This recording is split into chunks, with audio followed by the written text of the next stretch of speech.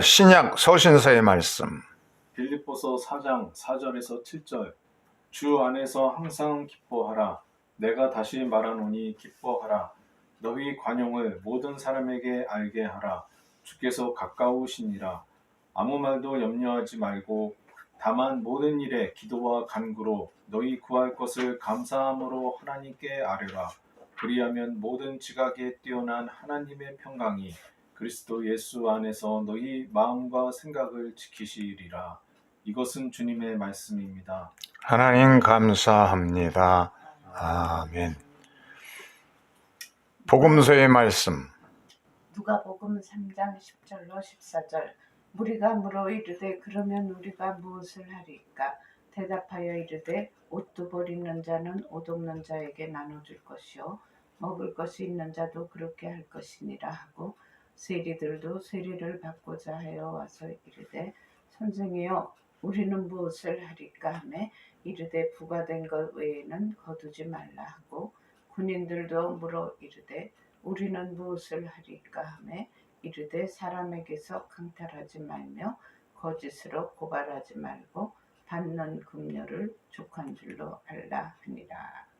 이것은 주님의 말씀입니다. 하나님 감사합니다. 아멘. 메시아 맞을 기쁨의 세상이라는 제목을 가지고서 은혜를 나누려 합니다.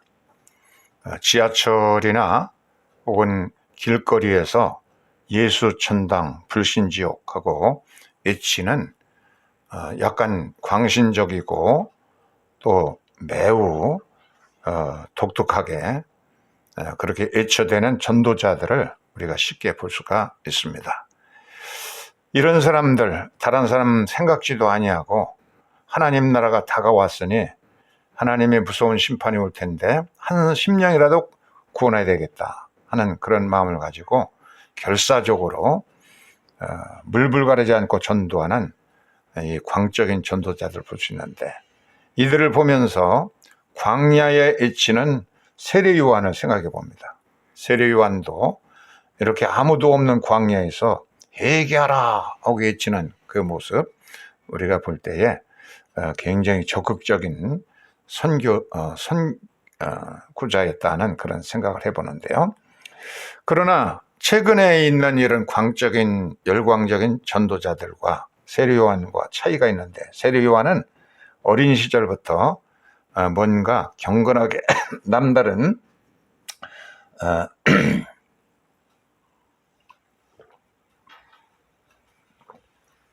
경건한 삶을 살아왔습니다. 그래서 노부모를 일찍 여기고 그리고 유다 광야에 있는 쿰란 공동체에서 자랐던 것으로 그렇게 생각이 되어집니다. 옷은 낙타의 털옷을 낙타의 가죽을 몸에 둘렀고 또 광야에 나는 야생 메뚜기들 그리고 야생 벌꿀을 먹이면서 고된 영성 훈련에 힘쓰면서 이렇게 때때로는 광야에 나가서 회개하라고 외치는, 철저하게 회개해야만 회개의 열매를 맺어야 된다 하고 이 선지자 세례 요한은 외쳤던 겁니다. 그의 메시지를 보면은 한결같이 회개의 열매를 맺으라 하는 겁니다. 그냥 가볍게 회개하는 정도로 끝나지 않고 이미 도끼가 나무 뿌리에 놓여 있기 때문에 회개의 열매를, 회개에 합당한 열매를 맺어야 된다. 심지어는 독사의 자식들아, 누가 너희에게 일러주어서 장차올 진노를 피하라 하더냐, 이렇게 자기에게 몰려오는 그런 그냥 수많은 사람들이 광야에서 외치는데, 이 세례 요한에게 세례를 받고자 그렇게 몰려들자 그들에게 호통을 쳤어요. 웬만한 사람 같으면 자기한테 이렇게 몰려오면 좋아했을 텐데 호통을 치면서 회개하라, 이 독사의 자식들아, 얼마나 악담을 막말을 그냥 쏟아부었던 것이죠. 그러므로 회개에 합당한 열매를 맺고 속으로 아브라함이 우리의 조상이라 그렇게까지 말하지 말아라 하면서 회개에 철저한 회개를 외쳤습니다. 유대인들은 모두 다가 열조의 하나님의 선민이라는 의식, 선민의식이 강했습니다. 열조, 아브라함의 자손으로서 우리는 선민이라는 의식이 있었는데, 세리와는 이들의 이런 유대인들의 자존심을 그냥 가차없이 박살내버리고서 너희들 겉으로 아무리 할례받고 선민이라고 주장해봤자 회개의 열매가 맺히지 않으면 안 된다라고 철저한 회개를 하도록 자기의 모여들은 구름대 같은 군중들에게 회개를 촉구했던 것입니다. 그러자 이 무리들이 이제 세례요한에게 말했습니다. 그러면 우리가 무엇을 해야겠습니까? 그렇게 질문합니다. 그러자 세례요한은 이 세 부류의 청중을 향해서 이제 얘기합니다. 이 무리라고 한 이 사람들 보면은요, 그들 가운데는 이 세리가 있었습니다. 세리가 있었고, 또 군인들이 있었고, 또 일반 대중들이 있었습니다. 이 대중들도 그들의 성분을 보면은 첫째 부류인 이 무리들은 그 당시의 평민들을 말하는 겁니다. 일반적인 직업에 종사하는 사람들인데, 농부들, 그리고 상인들, 이 농부들이죠. 그리고 이제 상인들이 있고, 이 공업, 그 상인들과 공인, 뭔가 이제 망치를 들고 대장간에서 물건을 만들고 그러는 그 사람들이 있습니다. 이들은 대개 이제 가난하고 또 많은 중과세에 시달리면서 가난하게 사는 사람들인데, 너희가 서로가 도우면서 나누면서 그렇게 살아가라, 그렇게 해줬습니다. 그리고 다른 부류가 있다고 하면 이제 군인이 있었고요, 이 서민층보다 이제 높은 군인들이 있었고, 또 통치자가 있고, 또 사법부가 있습니다. 이런 부류들을 향해서 그 밑에 제 하위에 있었던 농민들, 또 공인들, 또 상인들을 향해서 뭐라고 그랬냐면, 옷 두 벌이 있는 사람은 옷 없는 자에게 한 벌을 나눠주고, 그리고 먹을 것이 있는 자들도 그렇게 없는, 먹지 못할 사람들에게 나눠주라. 이 이웃 사람들에게, 불우한 사람에게 나눠주는 걸 보면, 우리나라도 보면은 재벌들이 그렇게 성탄절마다 이렇게 뭐 희사하는 그런 사람들 보면은 뭐 부자들이 아니고 이 서민들 가운데 어렵게 콩나물 장사하고 뭐 그러면서 이렇게 풀반 장사하면서 모아놓은 그런 돈들을 이 할머니들이 이제 쾌척하게 이제 연말을 맞이해서 내놓는 그런 사람들이 대부분인데, 세리요한도 없다고 말하는 가난한 빈민층들에게 얘기합니다. 그래도 너희들 옷이 두 벌 있는 사람은 한 벌 나눠줘라. 나도 그냥 옷장에 그냥 입어지도 못하는 그런 옷들이 많이 있잖아요. 그런 옷들 참 추위에 떨고 있는 사람들에게 나눠줘라. 그리고 음식이 있는 사람은 없는 사람에게 콩 한 알이라도 반쪽씩 나눠 먹도록 해라. 없는 사람끼리 서로가 없다고 그렇게 말하지 말고 나눠주면 살아라, 그렇게 이제 당부합니다. 그 유대인들에게는 티쿤 올람이라는 말이 있어요. 티쿤이라는 말은 개혁한다, 고친다, 리페어, 혹은 리포메이션, 그런 뜻을 가지고 있고요. 올람은 영원하다, 뭐 세상이라는 뜻을 가지고 있어요. 그 세상을 고치고 개혁한다 하는 것이 이제 이 티쿤 올람인데, 유대인들에게 굉장히 소중한 개념이에요. 그래서 이것을 실천하기 위해서 그들은 일주일에 금요일 저녁이 되면은, 해가 지면은 이렇게 두 자리의 촛불을, 해지기 직전에 촛불을 점모하고, 그리고 식탁을 빵과 포도주가 있는 촛불이 두 개의 초로에 불을 밝혀놓고서 가정 예배를 꼭 드립니다. 금요일 저녁마다. 그런데 이 예배를 드리기 전에 꼭 이런 작은 그 동전이 들어가는 그런 그 체데카라고 하는 그런 그 통이 있어요. 그래서 애들부터 전부 거기다가 땡그랑 땡그랑 하고서는 동전을 집어넣고 그리고 예배를 드리는데, 이 체데카는 교회로 회당으로 가지고 와서, 그래서 모여가지고서는 정말 어려운 사람들을, 이슬람 교인들이든지 개신교 교인들이든지 뭐 교파를 가리지 않고 인종을 가리지 않고 세계의 어두운 곳을 치유하는데, 어둠을 치료하고 뭔가 어두운 세상의 한 그루에 한 자루에 초가 되어서 불을 붙인다든지 뭔가 개혁하는 데 도움이 되도록 하는 일에 체데카를 해가지고, 자선을 해가지고 그걸 모아가지고 이제 보내는데, 세계에서 가장 그 액수가 많은 것이 이 유대인들이 모으는 체데카 기금입니다. 그래서 자기들을 위해서 쓰는 것이 아니라 타종교, 인종이 다른 백성들, 이 세계에 아픔 당하는 곳에 세계 공동체가 같이 건강하고 밝게 고치며 살아야 된다 하는 개념을 가지고 있어요. 굉장히 좀 그들에게는 소중하게 여기는 티쿤이라고 하는 체데카의 원리가 있는데, 세상을 고치고 치료하는 데는 그 종파나 인종 이런 거 가리지 않고 이렇게 뭔가 그 물질적으로 도움을 줘야 된다는 겁니다. 남몰래 이렇게 도와줘야 된다는 원리를 가지고 있어 실천하는 겁니다. 그래서 그렇게 이제 없다고 말하지 말고 작은 것이라도 모아서 도와줘라 하는 것이고요. 두 번째, 세 번째는 이제 군인들이 이제 나와서 우리는 그럼 어떻게 하면 좋겠습니까?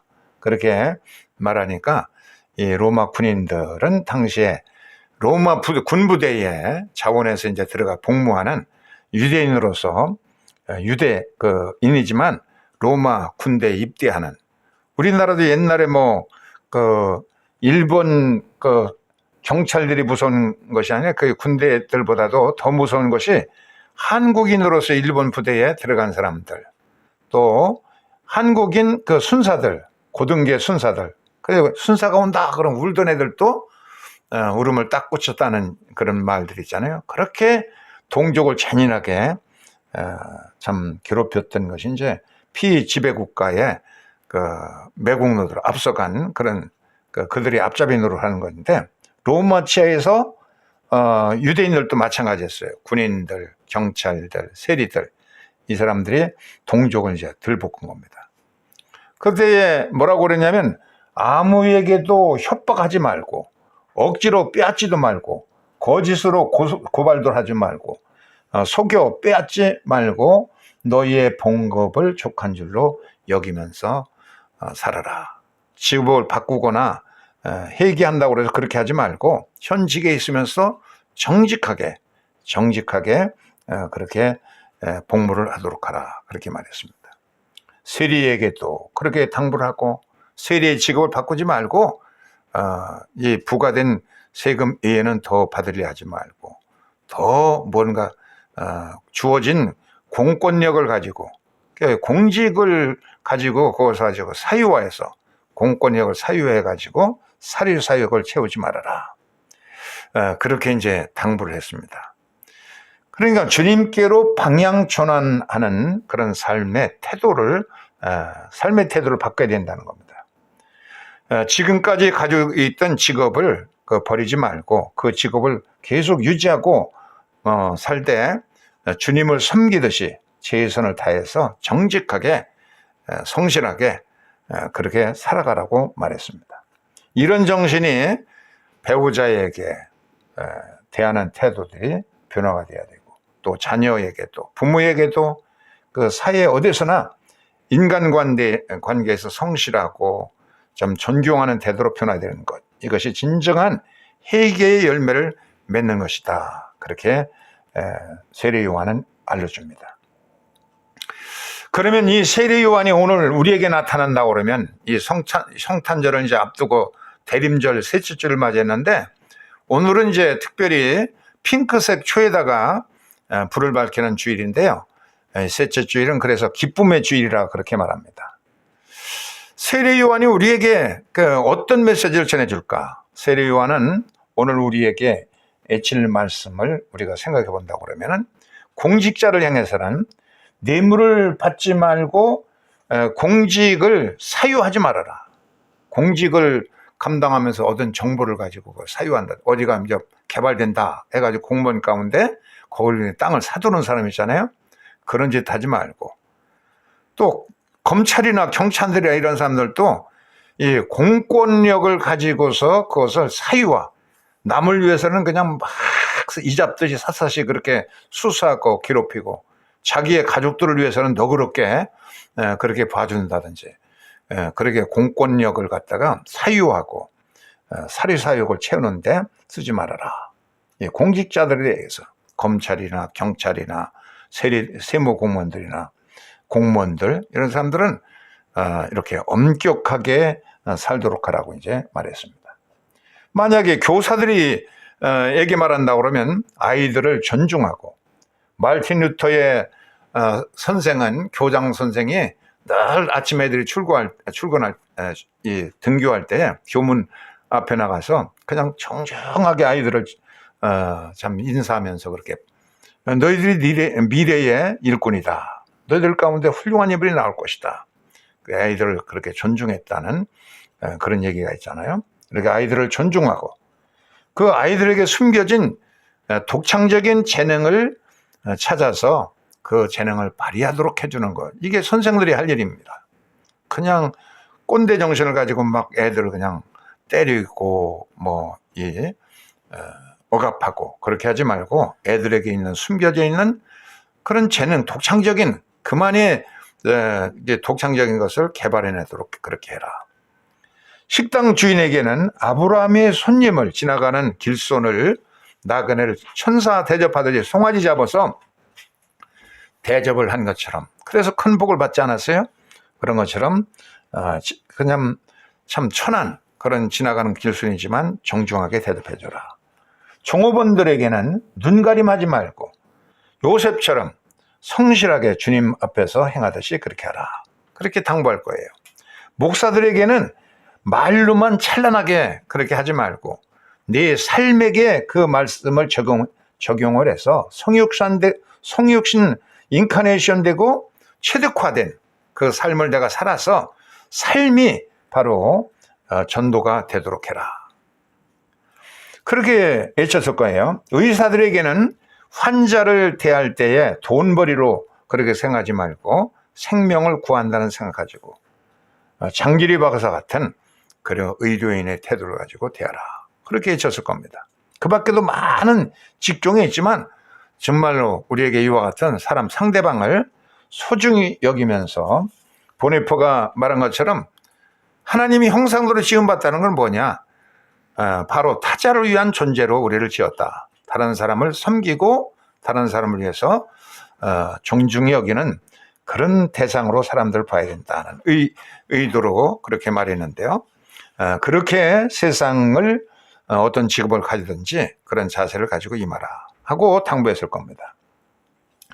제 나라의 경공이라고 하는 그 군자, 임금이 공자에게 정치라는 게 도대체 어떻게 해야 되겠느냐, 어떻게 해야 이 통치를 잘하겠느냐 하고 물어봤어요. 그러자 공자가 말을 하기를, 군주는, 왕은, 통치자는 통치자답게 백성을 품고, 신하는 신하답게 그렇게 살고, 부모는 부모답게, 그리고 자식은 자식답게, 논어의 안연편에 그렇게 이제 말했는데, 군자는 군자답게, 신하는 신하답게, 부모는 부모답게, 자녀는 자녀답게. 이 얼마나 이 말이 이제 전부 해봤자 6단어인데, 그렇게 자기의 위치에서 성실하게 살아가면 그것이 제대로 된 통치라고 그렇게 말했습니다. 이 얼마나 당연한 진리입니까?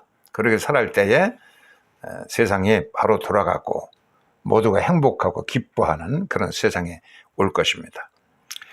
그래서 세례 요한이 전하는 그런 말씀에 대해서 누가복음 3장 18절, 결론적으로 오늘 본문의 마지막 부분에 보면은, 요한은 많은 말로 권면하니 기쁜 소식을 전했다. 백성들에게 기쁜 소식이 되었다.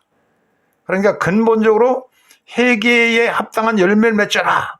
그렇게 그냥 나 회개합니다. 잘못했습니다. 그렇게 뉘우치는 정도가 아니라 삶이 변해서 좋은 열매가 맺히도록 하는 게 회개다. 그렇게 회개하게 되면 이제 기쁨이 넘치는 세상이 되겠죠.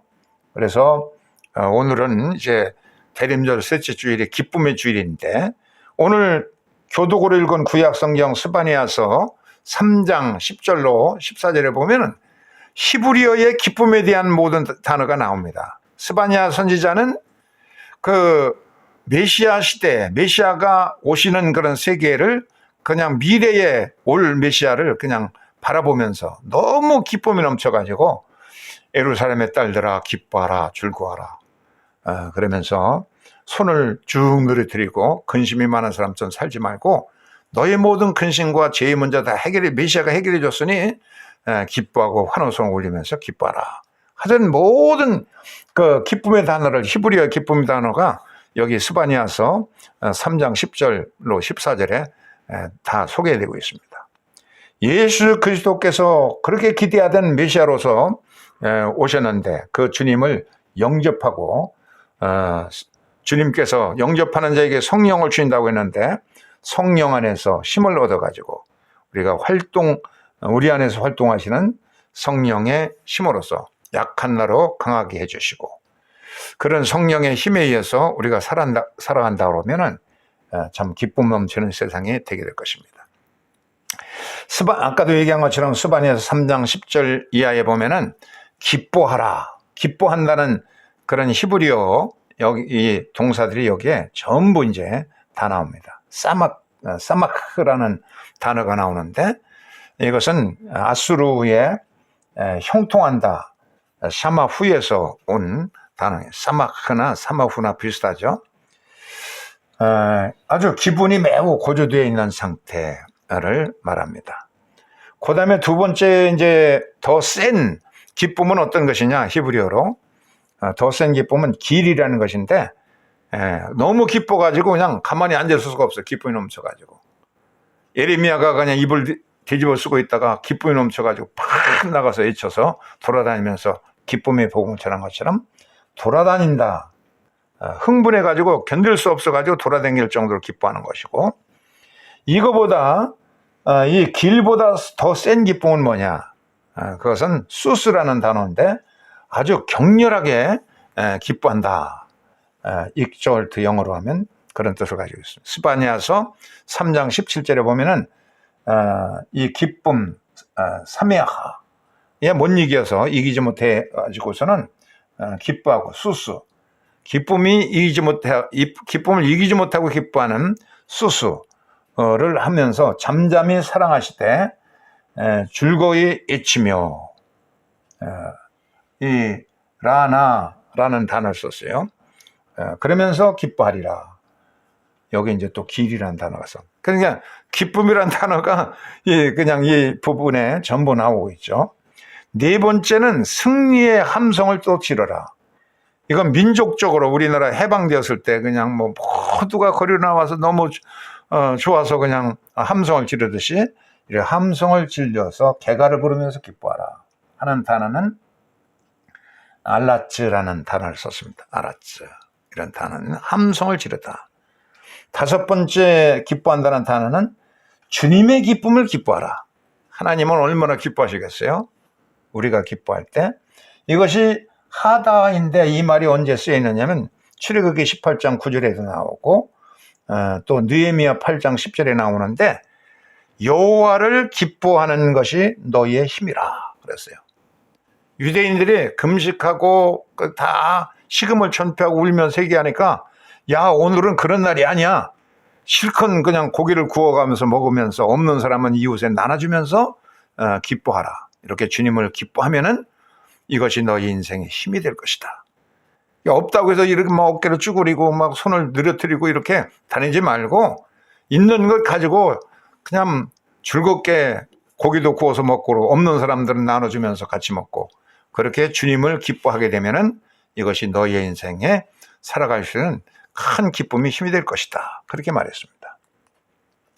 이렇게 주님을 기뻐해서 메시아 예수를 우리가 믿고 있는데 이 주님의 주시는 은총과 성령의 힘으로 우리가 살아가면은 우리의 죄가 용서되니까 상쾌하죠. 또 유쾌하죠. 경쾌하지. 명쾌하지. 통쾌하지. 호쾌하지. 장쾌. 그래서 생기발랄하고 활기차고 활기가 넘치고 패기 넘치고 용기 넘치고 열기와 총기와 끈기, 화기가 넘치는 인생으로 변화될 것을 스바냐서는 구약에 살았지만 메시아 오실 것을 기뻐하면서 그렇게 그냥 기뻐하는 겁니다. 이 기쁨이 있다고 그러면 우리는 좁은 길을 걸으면서도 기뻐하게 될 것이고 남들이 싫어하는 십자가를 지고 가더라도 달개지게 될 것입니다. 그래서 오늘은 기쁨의 주일, 대림절 셋째 주일입니다. 이 기쁨, 주님이 주시는 기쁨으로서 내가 이만큼 했으면 됐지, 헌금도 이만큼 하면 돼, 뭐 이거보다 못하는 사람도 있는데 뭐 이런 자만심에 빠지지 말고 예수 그리스도의 마음을 품고 늘 더 온유하고 겸손해져 가지고 성령의 인도하심을 받아서 내 힘으로 하지 말고 성령이 내 안에서 기뻐하는 기쁨으로 우리가 기뻐하면서 그러면서 주님이 밝히신 선한 이 작은 촛불, 그 불빛에 우리도 선한 능력, 주를 따르고 의롭게 살려는 그런 모든 사람이 전부 이 선한 능력들입니다. 하나님의 주시는 성령과 더불어 그 은혜를 받은 사람들이 같이 힘을 모아서 이 선한 사회를 만들기 위해서 더 밝은 사회, 유대인들이 예배드릴 때마다, 가정 예배드릴 때마다 작은 동전을 모아서 그것을 모아가지고 이슬람 사원들을 위해서도 보내고 세상에 어려움 당하는 사람들에게 보내서 이 세상에 밝아지고 더 건강하고 회복되는 사회를 바라면서 하듯이 우리들도 세상에 주의 주시는 은혜로 살면서 은혜의 빛에 따라 살면서 소금과 빛으로서 살아가는 귀한 종이 있어지기를 축원합니다. 아멘. 우리의 불같은 믿음에다가 남을 이웃을 위해서 희생하는 덕행을, 덕의 지식을 지식의 절제를 절제의 인내를 인내의 경건은 경건의 형제 우애를 형제 우애 그리스도의 사랑을 더할 수 있기를 축원합니다. 아멘.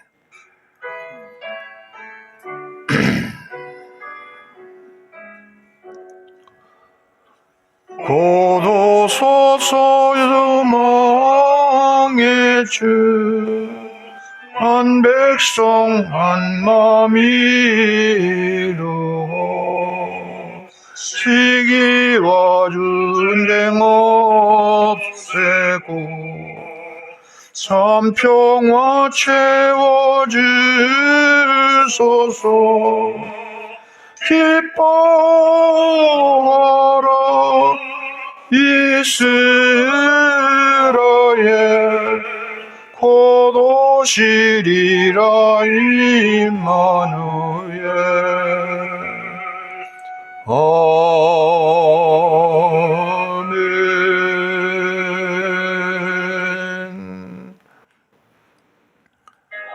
복의 기원 하나님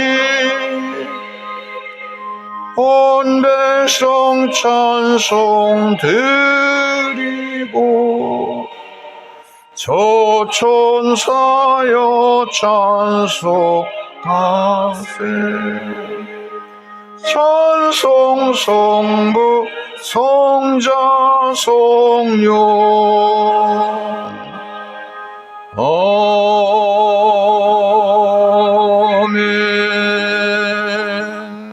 자비로우신 아버지 하나님, 오늘은